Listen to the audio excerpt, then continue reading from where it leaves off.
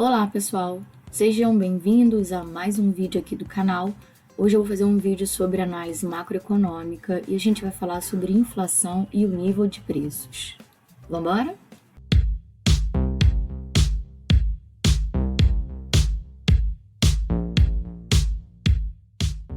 Ok pessoal, vamos então para a segunda parte do vídeo e a gente vai falar sobre os erros de medida do IPCA.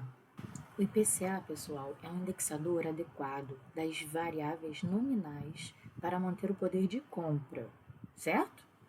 Bom, os erros de medida do IPCA são: primeiro, mudanças na qualidade do produto não são considerados. Vou dar um exemplo aqui para vocês. Preço da internet com velocidade de 1 mega na cesta de bens no ano base passa de R$ 40 por mês para R$ 60 por mês. No entanto, a velocidade aumenta para 5 megas. O IPC considera que houve uma variação de 50% e ignora o aumento da velocidade da internet. Bom, mais um exemplo então, para vocês fixarem o conteúdo. Como tratar o preço de um produto novo que não consta na cesta do ano de referência? Produtos são criados, a inovação tecnológica está aí. Geralmente, este bem não é considerado no IPC. Há técnicas estatísticas para estimar o preço de um bem para um período em que não existe, mas são sujeitos a controvérsias. Assim, o bem novo é ignorado na conta aqui. Mais um erro na medida do IPCA. Preço varia, mas a quantidade é fixa na cesta de referência. Nesse caso, pessoal, a demanda é perfeitamente inelástica para todos os produtos, mas isso não é o correto. Os consumidores reduzem a quantidade do produto cujo preço aumentou e passam a comprar mais de outros que sejam bens substitutos, por exemplo. Ou seja, o consumidor foge do aumento de preços quando há bens substitutos, diminuindo o impacto da elevação de preços. Bom, bens substitutos, bens complementares, elasticidade, isso é visto, né, na parte de microeconomia. Só para dar uma palhinha aqui, quando o bem tem demanda inelástica, isso quer dizer que por mais que o preço dele aumente, o consumo não muda. Isso a gente vai ver na parte de microeconomia, mas estou dando uma palhinha aqui para vocês entenderem um pouco melhor desse item. O próximo item é não considera o consumo de serviços não pagos. Vamos exemplificar aqui. Plano de saúde. O plano de saúde é pago, tá? E você tem a variação do preço por ano, por mês, quando tem um reajuste. O serviço do SUS, por exemplo, não é pago. O SUS é um serviço gratuito do governo, mas o serviço que o SUS oferece, ele também tem uma variação de preços. E essa variação não está constando aqui no índice de preço. Bom, outro erro, surgimento de novos bens e serviços. Estes bens e serviços não eram consumidos na época da pesquisa do orçamento familiar. Esse bem é igual a zero, o peso desse bem é igual a zero, né, gente? Vamos parar para pensar sobre a Netflix, o Amazon Prime, coisas que a gente não assinava antes e agora assina. Essa demanda, ela é crescente, né? Muitas pessoas aderem ao plano e tal, até porque é uma coisa bem econômica, você pode assistir bastante conteúdo por esse preço. Imagina, isso não entra como preço e quantidade naquele índice de inflação. Vamos pensar aqui em outras coisas também que a gente consome hoje em dia que não consumia antes. Nossa, muita coisa, né? É difícil até de enumerar aqui. Bom, vou passar aqui. O acesso gratuito ao Google e ao Facebook. Quanto vale, gente, esse acesso? Pode-se considerar que o consumidor está pagando ao visualizar as propagandas quando acessam esses sites, certo? Pensa comigo isso aí. Apesar desse eventual problema de mensuração, o IPC é utilizado sem correções, pois alguns erros, gente, e a sua importância, né, são controversos. E é difícil estimar qual correção do IPC será apropriada. Vamos agora, pessoal, falar sobre os custos da inflação. O que a gente vai discutir agora, pessoal, é qual a perda que uma inflação impõe à sociedade. Primeiro vamos falar sobre o ruído no sistema de preços. Revendo microeconomia. Qual é o papel dos preços em uma economia de mercado?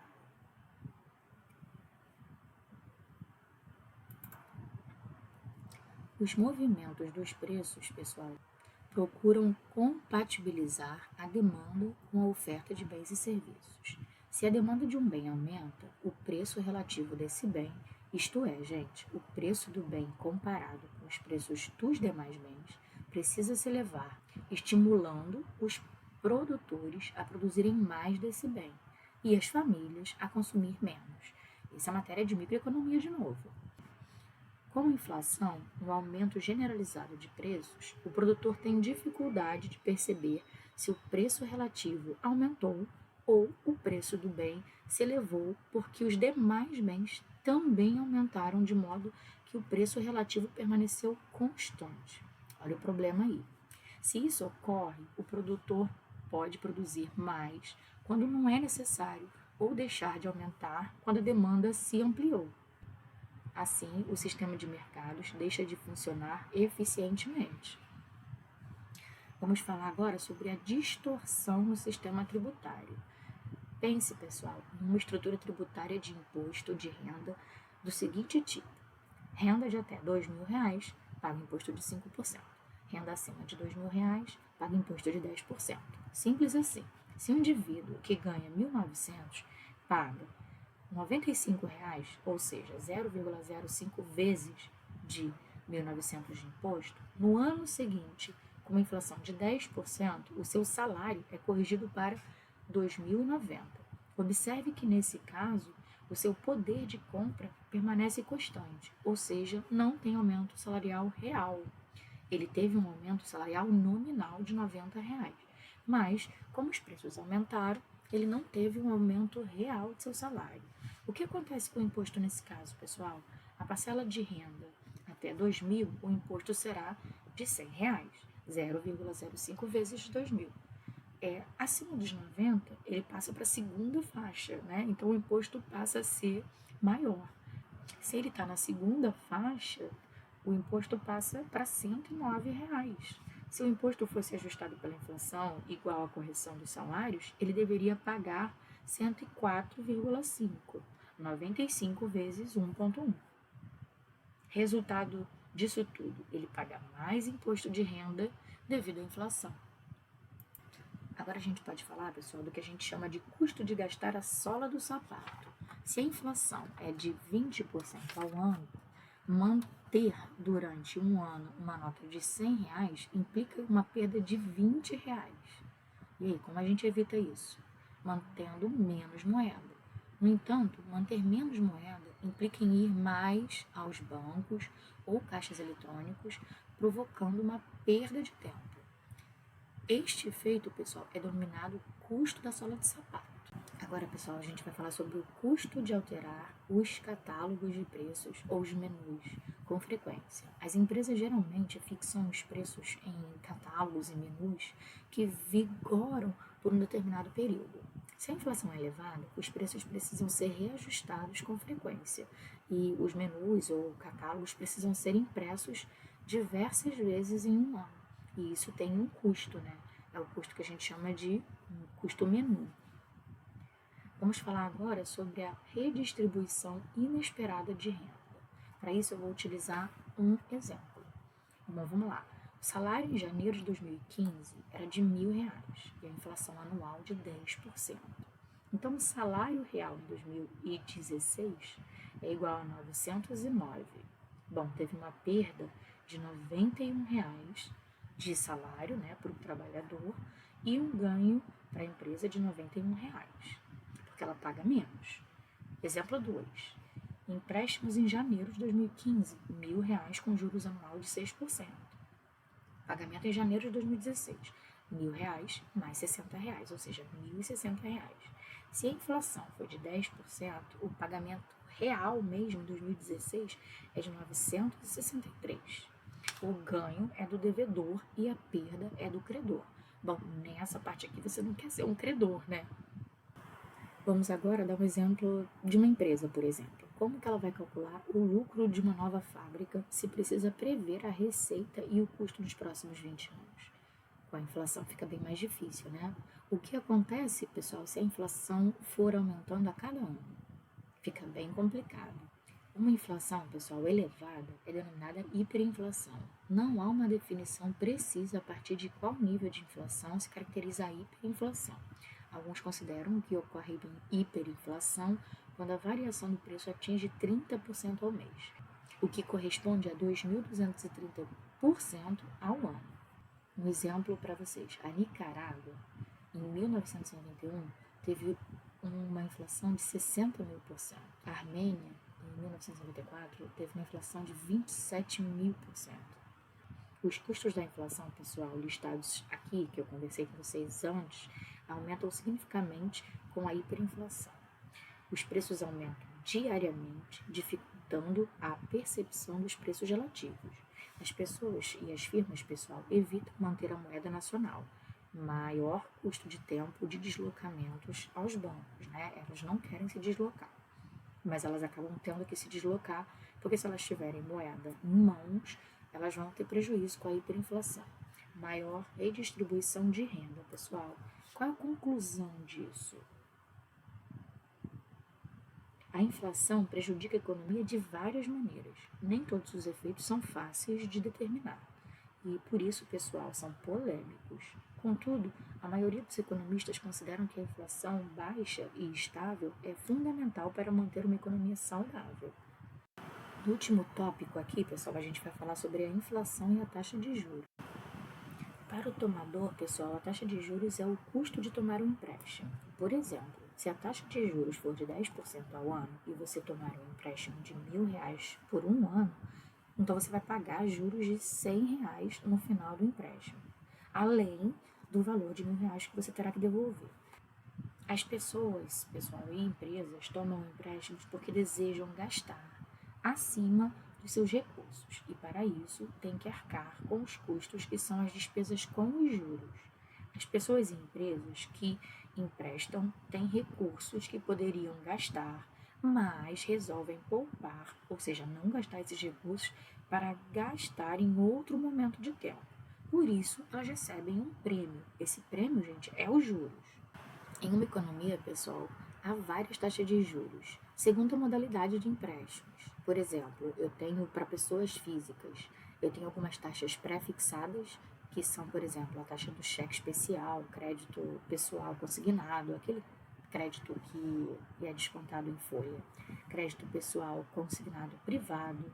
Eu tenho também crédito pessoal não consignado, eu tenho taxa de juros para leasing de veículos, eu tenho taxa de juros para financiamento imobiliário. Com relação a pessoas jurídicas, eu tenho algumas taxas pré-fixadas: o cheque especial, a conta garantida, o desconto de cheque, o desconto de duplicata, a taxa chamada vendor. Eu tenho outras taxas também, só que eu citei algumas aqui só para dar exemplo para vocês. As taxas de juros, pessoal, estão associadas à inflação, como eu já falei.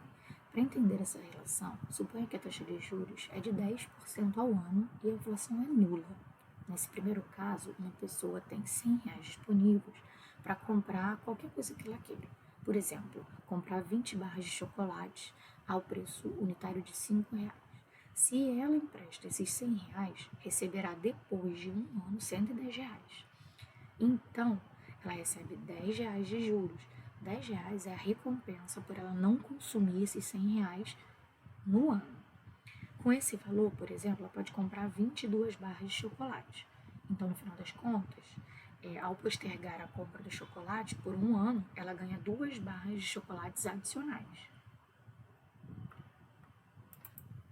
Agora, pessoal, considere a mesma taxa de juros e uma inflação de 10%, ou seja, a taxa de juros de 10% e inflação de 10%. Se ela receber pelo empréstimo R$110 depois de um ano, perceberá que poderá comprar apenas 20 barras de chocolate, porque cada uma vai custar R$5,50. Só lembrando, R$10, 10% de inflação. Isso significa que ela não ganhou nada em deixar de consumir e emprestar o dinheiro. Portanto, para compensar o aumento do preço do chocolate de 10%, ela precisará cobrar 20% de juros. Após um ano, ela receberá 120 e poderá comprar novamente 20 barras de chocolate, obtendo um adicional de 2 barras. Assim, pessoal, com uma inflação de 10%, a taxa de juros passa a 20%. Nesse exemplo, pessoal, a taxa de juros é de 20% e a taxa de juros real, definida como a taxa de juros nominal menos a taxa de inflação, é de 10%. Então, o que a gente tem? A taxa de juros nominal é igual à taxa de juros real mais a inflação. Então, a taxa de juros real é a taxa de juros nominal menos a taxa de inflação. Portanto, pessoal, para uma dada taxa de juros real, se a inflação aumenta, a taxa de juros precisa se elevar. Ao contrário, se a taxa de inflação cai, a taxa de juros também pode cair. Esse resultado é conhecido como efeito Fischer, em homenagem ao economista Fischer, que viveu de 1867 a 1941, que foi o primeiro a estudar esse tema. Em resumo, pessoal, a taxa de juros nominal é ajustada pela taxa de inflação. Bom, pessoal, chegamos ao fim de mais um conteúdo. Eu espero que vocês tenham gostado do vídeo, que vocês tenham aprendido e até o próximo vídeo.